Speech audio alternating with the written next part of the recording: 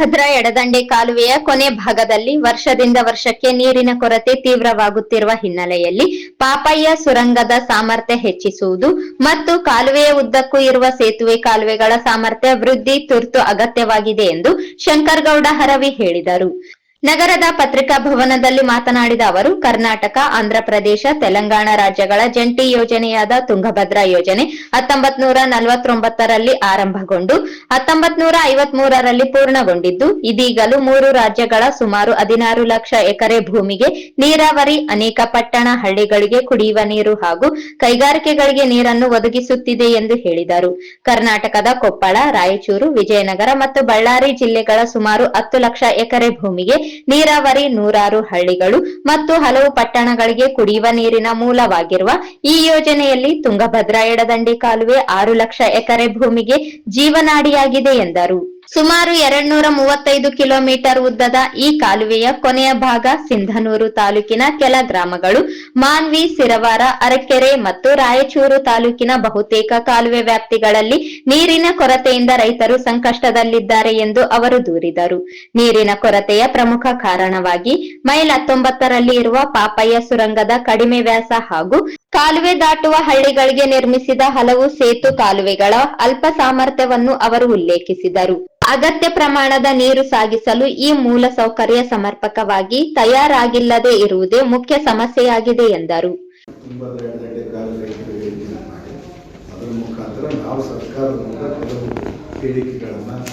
ಒತ್ತಾಯಗಳನ್ನು ಮಾಡ್ತಾ ಇದ್ದೀವಿ. ಇದು ಟೈಮ್ ಬಾಂಡ್ ಪ್ರೋಗ್ರಾಮ್. ಏನು ತುಂಗಭದ್ರಾ ಎಡದಂಡೆ ಕಾಲುವೆ ಜನವರಿ 10ರಿಂದ ಬಂದ್ ಮಾಡ್ತಾರೆ ಅಂತ ಹೇಳಿದ್ರೆ, ಇದೊಂದು ಲಾಂಗ್ ಕ್ಲೋಸರ್ ಪೀರಿಯಡ್ ಸಿಗ್ತಾ ಇದೆ. ಇದುವರೆಗೆ ಸುಮಾರು ಕಾಲುವೆ ಬಂದಗಳಿಂದ ಈಗ ನಮ್ಮ ಭಾಗದಾಗ ಎಡದಂಡೆ ಕಾಲುವೆ ಪ್ರಾರಂಭ ಆಗಿ 64-65 ಇಸ್ವಿಯಲ್ಲಿ ಪ್ರಾರಂಭ 66ರಲ್ಲಿ ಪ್ರಾರಂಭ ಆಗಿದೆ. ಇಷ್ಟು ವರ್ಷದ ನಂತರ ಇಷ್ಟು ದೀರ್ಘಾವಧಿ ಕ್ಲೋಸರ್ ಬಂದಿರೋದು ಫಸ್ಟ್ ಟೈಮ್ ಇದೆ.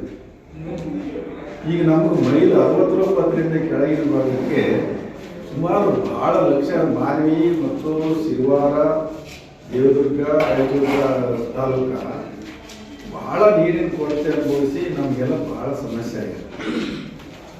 ಈಗ 85, 89ಲಿಂದ ಹಿಡಿದು ಕೆಲವೇನೇ 69ಲಿಂದ ಡಾನ್ವರ್ಡ್ಸ್ ಎಲ್ಲ ಕಾರ್ಯಗಳಿಗೆ ನೀರಿನ ಸಮಸ್ಯೆ ಆಗಿದೆ.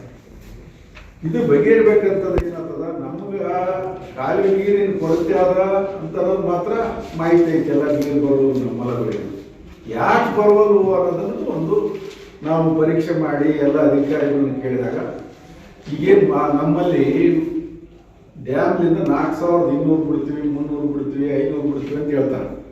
ಆದರೆ ನಮ್ಮದು ಏನೈತಲ್ಲ, ಮೈಲ್ 19ನೇ ಮೈಲಲ್ಲಿ ಒಂದು ಅಕ್ಕೋಡಿಯಾಗ ಈ ಪಾಪಯ್ಯ ಕೆನಾಲ್ ಅಂತೇಳಿ ಒಂದು ಸುರಂಗ ಕಾಲುವೆ ಬರ್ತದೆ. ಆ ಸುರಂಗ ಕಾಲುವೆ ಏನದಲ್ಲ 3000 ಕ್ಯೂಸೆಕ್ಸ್ ಡಿಸೈನ್ ಮಾಡ್ಯಾರ. ಮೊದಲು 3000 ಕ್ಯೂಸೆಕ್ಸ್ ಡಿಸೈನ್ ಮಾಡಿ ಒಂದು ಫ್ರೀ ಬೋರ್ಡ್ ಇತ್ತು. ಅದೆಲ್ಲ ಸೇರಿದ್ರೆ ಏನಂತಂದ್ರೆ 3400, 300, 500 ತನಕ ಬರ್ತದೆ ಅಂತ ಹೇಳ್ತಾರೆ. ಕೊಟ್ಟು ಅಲ್ಲೇ 1000 ಕ್ಯೂಸೆಕ್ಸ್ ಹೋದ್ಮೇಲೆ ನಮ್ಗೆ ನೀರಿನ ಕೊರತೆ ಅಲ್ಲಿಂದ ಪ್ರಾರಂಭ ಆಗ್ಬಿಡ್ತದೆ. ಅದಕ್ಕೆ ನಾವೇನಂತೀವಿ, ಈಗ ಅದನ್ನ ಪಾಪಯ್ಯ ಕೆನಾಲಿನ ಅಗಲ ಮಾಡ್ರಿ, ಸ್ವಲ್ಪ ದೊಡ್ಡದು ಮಾಡಿ ಅದನ್ನೊಂದು 5000 ಕ್ಯೂಸೆಕ್ಸು, 5500 ಕ್ಯೂಸೆಕ್ಸ್ ತಕ್ಷಣ ಹೆಚ್ಚಿಗೆ ಮಾಡಿದರೆ ಸಂದರ್ಭಾನುಸಾರ ನಮ್ಗೆ ಯಾವಾಗ ಹೆಚ್ಚಿಗೆ ಬೇಕೋ ಅವಾಗ ಬಿಟ್ಕೊಂಬಕ್ಕನ ಅವಕಾಶ ಇರ್ತದೆ.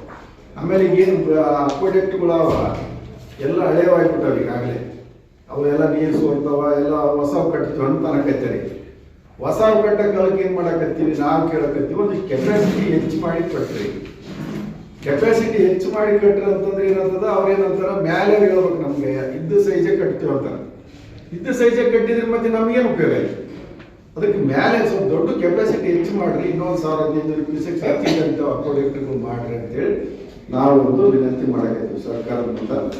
ಇದೇ ಮನವಿಯನ್ನ ನಾವು ಎಲ್ಲ ಶಾಸಕರಿಗೆ ಹೋಗಿ ಮನೆಗೆ ಹೋಗಿ ಕೊಟ್ಟು ಬಂದಿವಿ. ಶಾಸಕರನ್ನ ಮಾನ್ಯ MLA ಅವರಿಗೆ ಕೊಟ್ವಿ, ಆಮೇಲೆ ರಾಯಚೂರು ಗ್ರಾಮಾಂತರ MLA ಅವರಿಗೆ ಕೊಟ್ವಿ, ರಾಯಚೂರು MLA ಅವರಿಗೆ ಕೊಟ್ವಿ, ಬೋಸರಾಜ್ ಅವರಿಗೆ ಕೊಡ್ತೀವಿ, ಮತ್ತೆ DK ಶಿವಕುಮಾರ್ ಅವರಿಗೆ ಕೊಡ್ತೀವಿ, ಎಲ್ಲರಿಗೂ ಕೊಟ್ಟಿವಿ. ಮೊನ್ನೆ ICC ಮೀಟಿಂಗ್ನಲ್ಲಿ ಕೂಡ ನಾನು ಮಾತಾಡಿದೆ. ಎಲ್ಲರ ವಿಷಯ ಚರ್ಚೆಗೆ ಬಂತು, ಎಲ್ಲರೂ ಒಪ್ಪಿಕೊಂಡ್ರು, ಮಾತಾಡಿದ್ರು. ಅಷ್ಟರಿಂದ ಈಗ ನಮ್ಮ ಸಮಸ್ಯೆ ಬಗೆಹರಿಲ್ಲ. ಈಗೇನಂದ್ರೆ ಸರ್ಕಾರದವರು ಪ್ರೋಗ್ರಾಮ್ ಮಾಡಕತ್ತಾರೆ. ಏನಂದ್ರೆ ಅಧಿಕಾರಿಗಳು ಎಸ್ಟಿಮೇಟ್ ಮಾಡಕತ್ತಾರೆ.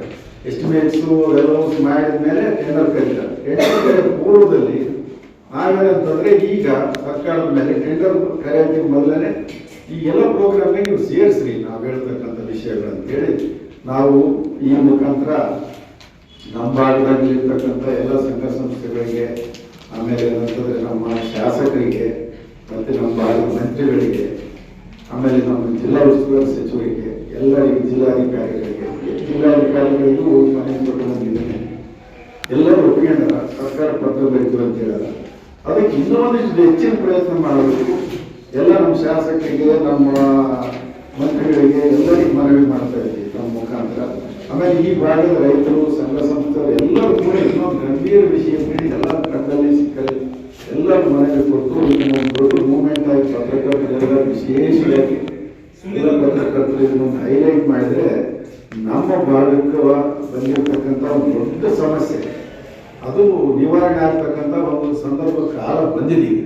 ಆ ಒಂದು ಕಾಲವನ್ನು ಇವತ್ತಿನ ದಿವಸ ನಾವೇನಾದರೂ ಡ್ಯಾಮ್ ಕಟ್ಟೋದು ಎಷ್ಟು ಮುಖ್ಯನೋ, ಕಾಲಿಗೆ ನೀರು ನಮ್ಮ ಹೊಲಕ್ಕೆ ಬರೋದು ಅಷ್ಟೇ ಮುಖ್ಯ.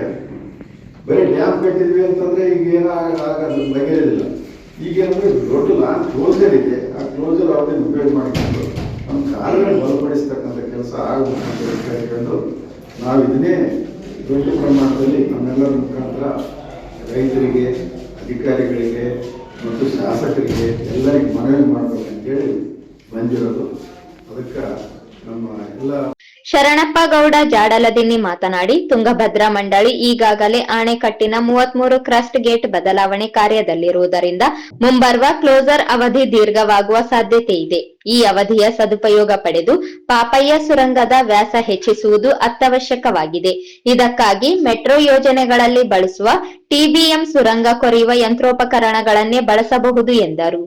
ಪರ್ಯಾಯವಾಗಿ ಹೊಸ ಸುರಂಗ ಕಾಲುವೆ ನಿರ್ಮಾಣದ ಸಾಧ್ಯತೆಯನ್ನು ಪರಿಶೀಲಿಸಲು ಅವರು ಸಲಹೆ ನೀಡಿದರು. ಜೊತೆಗೆ ಕಾಲುವೆಯ ಉದ್ದಕ್ಕೂ ಇರುವ ಸೇತುವೆ ಕಾಲುವೆಗಳ ಸಾಮರ್ಥ್ಯ ಹೆಚ್ಚಿಸುವುದರಿಂದ ನೀರಿನ ಹರಿವು ಸುಧಾರಿಸಿ ಕೊನೆಯ ಭಾಗದ ರೈತರಿಗೆ ನೀರು ತಲುಪುವ ಸ್ಥಿತಿ ಉತ್ತಮವಾಗಲಿದೆ ಎಂದು ಅಭಿಪ್ರಾಯಪಟ್ಟರು. ಎಡದಂಡೆ ಕಾಲುವೆಯನ್ನು ಅವಲಂಬಿಸಿ ಬದುಕು ಕಟ್ಟಿಕೊಂಡಿರುವ ರೈತರ ಸಮಸ್ಯೆಗಳನ್ನು ನಿವಾರಿಸಲು ಕ್ರಮಗಳಲ್ಲಿ ಎಲ್ಲರೂ ಕೈಜೋಡಿಸಬೇಕು ಎಂದು ಹೇಳಿದರು. ಬಲಗಡೆಗೆ ಹೊತ್ತ ಮಾರ್ಚ್ 31 ಜಿಲ್ಲೆಯಾಗಿತ್ತು.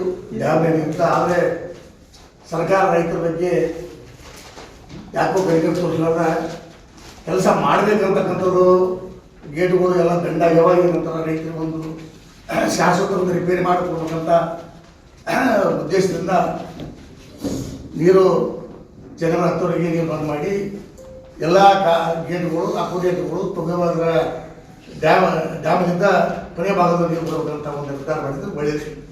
ನಾವೇನು ಅಂತ ಹೇಳಿಲ್ಲ. ಆದರೆ ನೀರು ತುಂಗಭದ್ರಾ ಎಡದಂಡೆ ನಾಡಿಗೆ ಬರ್ತಕ್ಕಂಥ ನೀರು ಸಾಕಷ್ಟು ಅನ್ನದಾತರಿಗೆ ಬೆಳೆಸ್ತಕ್ಕಂಥ ರೈತರಿಗೆ ಅನುಕೂಲ ಆಗಿದೆ ಹೊರತು ಅದರಾಗಿರ್ತಕ್ಕಂಥ ರೈತರಿಗೆ ಅನುಕೂಲ ಆಗೋದು ಭಾಳ ಕಡಿಮೆ ಆಗಿದೆ. ಈಗಾಗಲೇ ಇಲ್ಲಿಂದ ಬಂದರೆ ಈಗ ನಮ್ಮ ನೀರು ಪೋಲಾಗ್ತವೆ ಅಂದರೆ ಕನಕಗಿರಿ ಕ್ಷೇತ್ರದಿಂದ ಪೋಲಾಗ್ತವೆ, ಮತ್ತು ಒಡ್ರೆಡ್ ಡಿವಿಷನ್ ಕನಕಗಿರಿ ಕ್ಷೇತ್ರ ಮತ್ತು ಸಿನ್ನೂರು ಡಿವಿಷನ್ನಿಂದ ಮತ್ತು ಮಸ್ಕಿ ಕ್ಷೇತ್ರ ಬರ್ತಕ್ಕಂಥ 3 ಕ್ಷೇತ್ರದ ಶಾಸಕರು ಮತ್ತು ಮಂತ್ರಿ, ಯಾವುದೇ ಪಕ್ಷದ ಶಾಸಕರಿರ್ಬೋದು, ಯಾವುದೇ ಪಕ್ಷದ ಮಂತ್ರಿ ಇರ್ಬೋದು, ಕೆಳಭಾಗಕ್ಕೆ ನೀರು ಕೊಡ್ತಕ್ಕಂಥದ್ದು ನಮಗೆ ಬಹಳ ಅನ್ಯಾಯ. ನಮ್ಮ ಯಜಮಾನರಿಂದ ನಂತರ ನಾವು ಇಂದು ಇಲ್ಲಿರುವ ಅಧಿಕಾರಿಗಳು ಕೆನಾಲ್ ಅಂದರೆ ಬಹಳ ಒಂದು ದೇವರು ಪ್ರಕಾರ ಬರ್ತದೆ. ಇವತ್ತು ನಮ್ಮ ಭಾಗ ಕೆಳಭಾಗ ಸಮೃದ್ಧಿ ನೀರು ಕೊಟ್ಟು ನಾವೆಲ್ಲ ಸಮೃದ್ಧಿ ಬೆಳೆ ಬೆಳೆದು ನಾವು ಎಲ್ಲರಿಗೂ ಒಂದು ನೀರು ಬಂದು 10-20 ವರ್ಷ ಸುಧಾರಿಸಿದ್ವಿ. ಈಗಾಗಲೇ ಸುಮಾರು 30-40 ವರ್ಷದಿಂದ ನಾವು ತುರ್ತಕ್ಕೆ ಗೊತ್ತಾಗ ಒಳಗಾಗಿರ್ತಕ್ಕಂಥ ರೈತರಂದರೆ ನಮ್ಮ ರಾಯಚೂರು ಜಿಲ್ಲೆ ಮತ್ತು ಶಿರವಾರ ಡಿವಿಷನ್ನು ಗೇಬರ್ ಬರ್ತಕ್ಕಂಥ ಯರಮಡಿ ಡಿವಿಷನ್ನು ಇವೆರಡು ರೈತರಿಗೆ ಒಳಗಾಗಿ. ಇದರ ಪರಿಹಾರ ಏನಪ್ಪ ಅಂದರೆ ನಾವು ನೀವು ಕುಂತ್ಕೊಂಡು ಮಾತಾಡಲಿ, ಇದಕ್ಕೆ ದೊಡ್ಡ ಪ್ರಮಾಣದಲ್ಲಿ ನಾವೆಲ್ಲರೂ ಒಕ್ಕಟ್ಟಾಗಿ ಕುಂತ್ಕೊಂಡು ಸರ್ಕಾರ ಮೇಲೆ ಒತ್ತಡ ಮತ್ತು ಅಲ್ಲಿ ಏನಂತಾರಲ್ಲ ಅಕೌಂಟೇಟ್ ಏನಾಗ್ತವ ಅವು ಏರು ಪೈಪ್ ಆಗಿ ಒಂದೊಂದು ಅಕೌಂಟೇಟಲ್ಲಿ 10-20 ಏರು ಪೈಪ್ ಹಾಕಿ ನೀರು ಹಳ್ಳಕ ಬಿಟ್ಟು ಹಳ್ಳದಿಂದ ಏನಂತಾರಲ್ಲ ಅನ್ನದ ಇರ್ತಕ್ಕಂಥ ಮಾಡ್ತಕ್ಕಂಥದ್ದು ಭಾಳ ಆಗ್ತಾವೆ. ಈಗಾಗಲೇ ಅದು ವಾಲ್ ಏನಂತಾರಲ್ಲ ನೀರು ಅಳಿಬಿಡಿ ಹೋಗ್ತಕ್ಕಂಥ ವಾಲ್ ಮಾಡ್ಯಾರ, ಅಕೌಂಟೇಟ್ ಮಾಡಿದ ದೊಡ್ಡ ಪ್ರಮಾಣದಲ್ಲಿ 1500-1500 ಕ್ಯೂರಿಯಸ್ ಜಾಸ್ತಿ ಹೋಗ್ತಕ್ಕಂಥ ಅಕೌಂಟ್ ಮಾಡಬೇಕು. ವಾಲ್ ಏನಂತಾರಲ್ಲ ಒಂದು 10 ಫೀಟ್ ಹೈಟ್ ಮಾಡಬೇಕು. ಸೈಡ್ ನೀರು ಹೋಗ್ತಕ್ಕಂಥ ಮೊದಲಿಗೆ ಇರ್ತಕ್ಕಂಥ 10 ಫೀಟ್ ಹೈಟ್ ಮಾಡಿದಾಗ ಅಲ್ಲಿ ಏರು ಪೈಪ್ ಹಾಕಿ ಬರೋದಲ್ಲ ನಮಗೆ ಕಳ್ತನ ಆಸ್ಪತ್ರೆ ಅಂತ ನಾನಂತೆ. ಆಮೇಲೆ ಅಕೌಂಟೇಟ್ ಒಳಗೆಲ್ಲ ತೂತಾಕ್ಬಿಟ್ರ. ಅಕೌಂಟೇಟ್ 90% ಅಕೌಂಟೆಂಟಲ್ಲಿ ಬುಡಕ ಮೇಲೆ ಇರೋದು, ಬುಡಕ ನೀರು ಇರೋದ್ರೆಲ್ಲ ಹೋಗ್ತಕ್ಕಂಥ ಪ್ರತಿಯೊಂದಕ್ಕೆ ತೂತು ಹಾಕ್ಬಿಟ್ರು. ರೈತರಿಗೆ ಅದರಂತ ಏನಂತಾರಲ್ಲ 70-80% ನೀರು ಸೋರ್ಸ್ ಆಗಿ ಹಳ್ಳಿಗಳಿಗೆ ಅಥವಾ ಹಳ್ಳಿಗೆ ಏನಂತಾರಲ್ಲ ಅದು ಉದ್ದೇಶಪೂರ್ವಕ ಮಾಡ್ಯಾರ. ಅದೇನೋ ತಮ್ಮ ಉದ್ದೇಶಪೂರ್ವಕ ರೈತರು ನಂತರ ಇರತಕ್ಕಂಥ ರೈತರು ಮಾಡಿ ಅದನ್ನು ಅದು ಮಾಡೋದು. ದಯಮಾಡಿ ಬರುವಷ್ಟು ಕಳ್ಳರ ಬಿಟ್ಟು ಬರ್ತೀವಿ. ಈಗಾಗಲೇ ಅವರೆಲ್ಲರೂ ಸ್ಟಿಕ್ ಕಾನೂನುಬದ್ಧವಾಗಿ ಅವ್ರ ಮೇಲೆ ಆಕ್ಷನ್ ತಗೊಂಡು ಆ ಅಕೌಂಟೆಂಟ್ಗಳು ಯಾರು ತೂತಾಗ್ಲಾರ್ದಂಗ ರಕ್ಷಣೆ ಮಾಡ್ತಕ್ಕಂಥ ಸರ್ಕಾರ ಜವಾಬ್ದಾರಿ ಐತಿ. ಸರ್ಕಾರ ನಮಗೆ ಕೆಳಭಾಗದಕ್ಕ ಶಿರವಾರ ಡಿವಿಷನ್ ಮತ್ತು ರಾಯಚೂರು ಡಿವಿಷನ್ ಯಾರಕ್ಕೆ ನೀರು ತಂದು ಕೊಡ್ತಕ್ಕಂಥ ಜವಾಬ್ದಾರಿ ಇತ್ತು. ಒಂದು ವೇಳೆ ನಮ್ಮನ್ನ ಕಡೆಗಣಿಸಿದರೆ ನಾವು ಮುಂದಿನ ದಿನದಲ್ಲಿ ಈ ಭಾಗದ ಎಲ್ಲ ರೈತರು ನಮಗೆ ನೀರೇ ಬೇಡ, ನಾವು ಬೆಳೆಯೋದಿಲ್ಲ, ಯಾಕೆ ಬೆಳಿಬೇಕು, ನಾವು ಬೆಳಿತಕ್ಕಂಥದ್ದು ಏನಕ್ಕೆ ಎಲ್ಲ ಸರ್ಕಾರಕ್ಕೆ ಇರುತ್ತಾರಲ್ಲ, ಎಲ್ಲ ನಿಮ್ಮದವಾಗಿ ಆಡಳಿತ ಮಾಡಕ್ಕೆ, ಜನರಿಗೆ ಹೊಟ್ಟೆ ತುಂಬ ಊಟ ಮಾಡೋದಕ್ಕೆ ಇವತ್ತು ನಾವು ನಿಮ್ಮ ಸಲ ಬೆಳಿತೀವಿ. ನಾವು ನೀರು ಬಂದು 70 ವರ್ಷ ಆದ್ರೆ ನಾವು ರೈತರು ಯಾರು ಉದ್ಧಾರ ಆಗಿಲ್ಲ. ರೈತರು 100 ಕೋಟಿ ಮೊದಲ ಕಾಲದಾಗ 10-20 ವರ್ಷ ಇವತ್ತು ಸಾವಿರಾರು ಕೋಟಿ ಸಾಲಗಾರ ನಾವು ರೈತರಾಗಿ ಎಲ್ಲಿವರೆಗೆಪ್ಪ ನಾವು ಗಾಡಿ ಬರ್ತಾನೆ ಸರಿ ಇನ್ನೂ ಸರಿ ಸರಿಯಪ್ಪ ನಾವು ನಂತರ ಅದು ನಮ್ಮ ಜೀವಕ್ಕೆ ಆಪತ್ತು ಬಂದಾಗ ನಾವು ಏನಂತಾರೆ ಎದುರು ಪರಿಸ್ಥಿತಿ ಬರ್ತದೆ. ಈಗಾಗಲೇ ಬೆಳಗಾವಿ ಸ್ಟೇಟ್ ಕಬ್ಬು ಬೆಳೆಗಾರ ಯಾವ ರೀತಿ ಸ್ಟ್ರೈಕ್ ಮಾಡಿದ್ರು ಅದೇ ರೀತಿ ನಾವು ಏನಂತಾರೆ ಕೆಳಭಾಗದ ರೈತರನ್ನೇ ಪ್ರತಿಯೊಂದು ಗುರು ಹೋಗಿ ಪ್ರತಿಯೊಂದು ಅವರು ಮನವೊಲಿಸಿ ನಾವು ಇದು ನಮಗೆ ಸರಿಪಡಲ್ಲ ಬಂದರೆ ನಾವು ಏನು ಮೊನ್ನೆ ಬೆಳಗಾವಿ ಸ್ಟೇಟ್ನಾಗ ಯಾವ ರೀತಿ ಸ್ಟ್ರೈಕ್ ಅದಕ್ಕಿಂತ ಉಗ್ರವಾದ ಹೋರಾಟ ಮಾಡ್ತಕ್ಕಂಥ ನಿರ್ಧಾರ ತಗೊಂಡು ಸತ್ಯ ಅಂತಕ್ಕಂಥ ಮಾತು ಹೇಳಿದಾಗ ನಾನು ಎಲ್ಲ ಕೈ ಕಾರ್ಯಕ್ರಮದಲ್ಲಿ ಮಹಂತೇಶ್ ಪಾಟೀಲ್ ಅತ್ತನೂರು, ಅಮರೇಶ್ ಹೊಸಮನಿ, ನಾಗನಗೌಡ ಹರವಿ, ಬಸನಗೌಡ, ಆರ್.ಎಸ್. ಪಾಟೀಲ್ ಸೇರಿದಂತೆ ಮೊದಲಾದವರು ಇದ್ದರು.